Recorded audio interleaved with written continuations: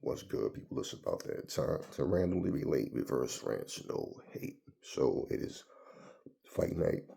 It is right now 5:37 in the a.m. About to do these videos, get my workout in, start my day. Now we got Canelo versus Charlo tonight. I don't have any prediction for this fight because things just happen and you just never know. Now, what I will say about the fight is this: in terms of Jamel coming up in weight, well, we already know that that's the case. Now, will he feel strong? Will he be able to do the things he needs to do? We'll know tonight. As far as Canelo, he's been here at 168. He's went up. So he says he feels his best at 168. So there's no excuses for either fighter. I mean, you accept the fight, and it is what it is. Now, in terms of excuse me, the fanboys, which they always have something to say, even different boxing personalities, they're making such a big deal about the weight, and it's to the point where you hear the contradictions. Like, for example, now Canelo has went up in weight, but he went up one weight class at a time. He did it the smart way. Charlo's coming up to 168, but nothing, one of the things that people overlook when you're training and you're sparring and do all of that, you're not doing this whole camp at your fight weight. You start cutting down. So carrying the weight may not be as big of an issue as people think for Charlo. So they might end up being like around the same size. They might rehydrate to like being the same size. Who knows? But for Charlo, he's coming up two weight classes. I don't hear people saying Charlo's daring to be great. All I'm hearing is just everything other than that. Oh, he's going to be too small. First, he was too big for Canelo. Now they're saying he's too small for Canelo.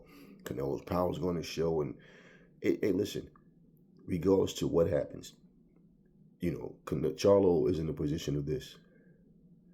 No one had him on their pound for pound list, right? But people did have Errol Spence on their pound for pound list. Now, until he got in the ring with Crawford, even if you thought Crawford was going to win, even if you thought he might possibly stop him, like I said before, nobody saw that type of ass whooping coming. Now, regardless to all of what could have been and what, went wrong or whatever, bottom line, Terrence Crawford won the fight. So even though Spence was on all of these people pound for pound list and Crawford wasn't, not Crawford, Jamel wasn't, well, that could change tonight. Now, what people do all the time is this, and this is so like just ignorant. They'll sit here and shit on Charlo as if he has no chance, right? But as soon as they start comparing Canelo's resume to someone, should he beat Charlo, then they'll bring Charlo up like he was a bad motherfucker. But it's like, well, if Charlo wasn't shit, why is you bringing his name up? Even when fighters do it, it's like you guys talk trash about each other, but if I'm calling people this, names, and they're not on my level and all, whatever, right? And then I beat them, then it's like, well, you were supposed to beat him. You said the guy was trash yourself, right? So, I'm just saying. Now, there's a difference with you being a bad dude. I'm just that much better. You're not on my level, but you are a good fighter. That can be the case as well. But just saying, all this talking about the weight and, he's not going to be strong enough. We'll find out. Now, should Charlo beat Canelo? The excuse is already being laid for that as well. We're going to hear on one hand, Charlo was just too small, but you're not going to hear he dared to be great, give him credit. No, you're just going to hear he was too small, he's not skilled enough. Canelo's done this many times before. Charlo's never fought anybody like Canelo. Should he beat Canelo? You're going to hear, well, Canelo didn't look the same in his last couple of fights. I don't think Canelo's the same. He's getting older. So people are already making excuses. Look, the hell with all the bullshit. The way Aries said, Canelo put out the challenge, Jamel Charlo accepted. So they both have a job to do. They both have something to prove.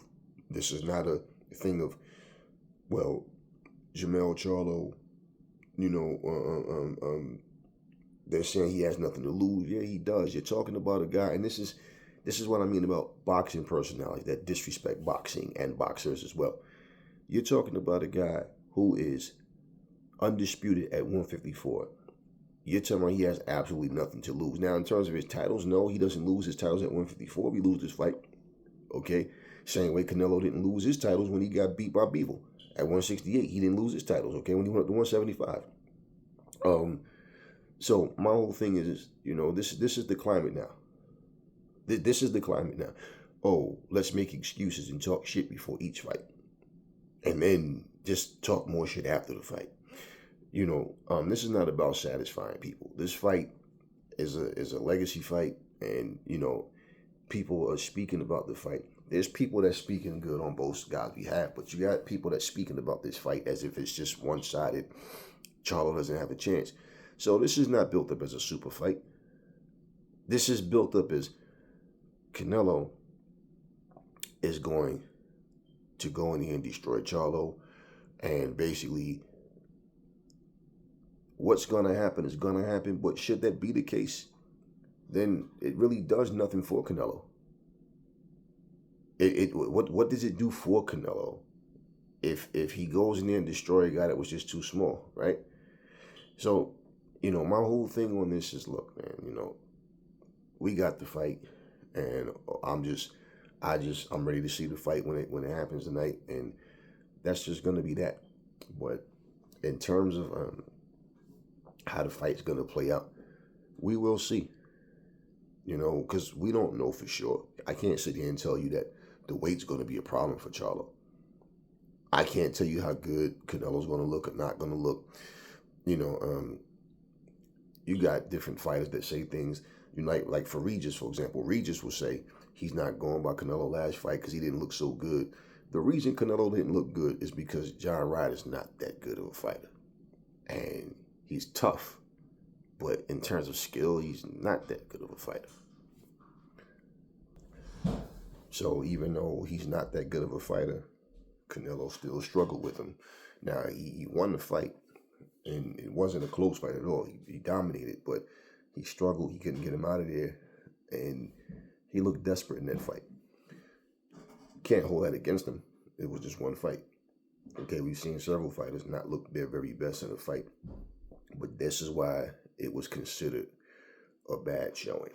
I look at a fight and I say, okay, fight is a fight, but if you're fighting somebody that's like levels beneath you and you have a bad night, or either just the fact that maybe something, I think he was trying so hard to get him out of there that instead of him just systematically breaking him down, the fight went the way it went. That's the way I see that.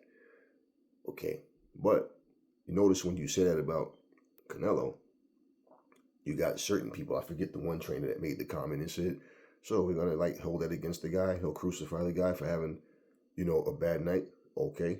But then the same guy turns around and says, Charlo didn't look too good against Castano and that pressure. But you know what they don't talk about? The rematch. You understand what I'm saying? So, yeah, he didn't look the same in the first. He put it like this. The first performance, the fight was tough. The pressure was different. And, yeah, he gave him problems with that pressure. They don't talk about the rematch and how he was much better in the rematch. Okay, and got the stoppage.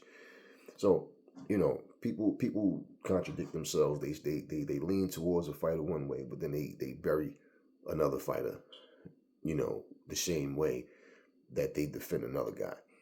None of that matters. It's going to come down to what happens. So I don't care who you think is going to win the fight, what people's predictions are. We'll find out tonight. Hopefully it's a good fight. Hopefully it's a good card. But what's going to happen is going to happen. So, I think, we can sit here and do fight breakdowns about what each guy has to do or should do or whatever. I'm not really feeling all that right now. I mean, bottom line is, I would think it would be common sense. Yeah, I could sit here and give my take, and anybody, can. And of course, the general consensus is that Charlo has to stay on the outside, use his reach, control the distance, keep, Canelo off bay, and Canelo has to come in and pressure, chop him down, go to the body, you know. And that's one thing too that people are saying that Charlo has to do is go to Canelo's body. And look, we will still see. I mean, I remember people saying the only way Holyfield is going to beat Tyson, you have to fight him the way Ali fights. That's not the way Holyfield fights. Holyfield can fight on the back foot. He can move. He moves. He just pretty much jabs when he's moving, and then he'll get in, move. He starts hopping around. He springs forward with his shots, and he doesn't fight the way Ali fought. He didn't fight him the way Ali fought, period. He fought him his way, and he won when nobody thought he could, So we'll see how this goes. Now, reality is, getting back to the pound for pound list, I really don't care about the pound for pound list personally. But should Jermell Charlo defeat Canelo, there's no way you can't put him on it. But I'm telling you, if he does, the excuses about Canelo's age and how Canelo didn't look good in the past two fights, and you're going to see all in the comment sections, I told you, I said it, I already said it, he didn't look too good in his last two fights. Okay, so if Jermell wins, that's the reason he won, because Canelo's slipping. Yet, the majority of people are expecting Canelo to knock out Jermell Charlo. So, we're just going to see how it happens, and I'll be watching. So, anyway, talk to me in the comment section how y'all think this fight's going to go. Never fall in love with lies. Remember, the truth brings hate out of people, and I will catch y'all on the next video.